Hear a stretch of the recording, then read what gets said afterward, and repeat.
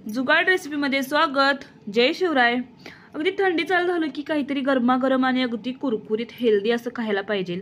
चला तर असं आपण कुरकुरीत भजी कशी बनवायची अगदी हॉटेल स्टाईल आणि अगदी काही टिप्स सोबत आपण ही भजी पाहणार आहोत अगदी सोप्या पद्धतीने। चला तर त्यासाठी सर्वप्रथम आपण पालक कसा घ्यायचा, अगदी छोटी पाने घेतली तरी चालेल, मोठी पाने घेतली तरी चालेल, पण देठ थोडासा घ्यायचा।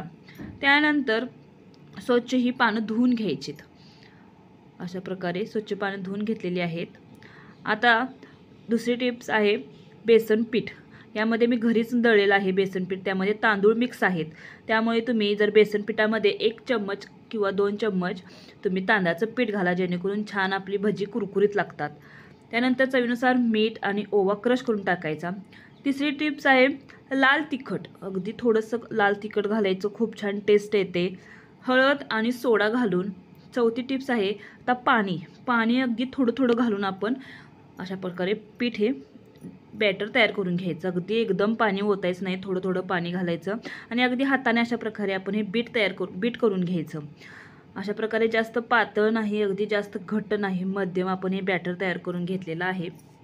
आणि चौथी टिप्स आहे 1 चम्मच मोहन घालायचं तेलाचं, गरमागरम तेलाचं 1 चम्मच मोहन घालायचं आणि पुन्हा अशा प्रकारे हे बीट करून घ्यायचं।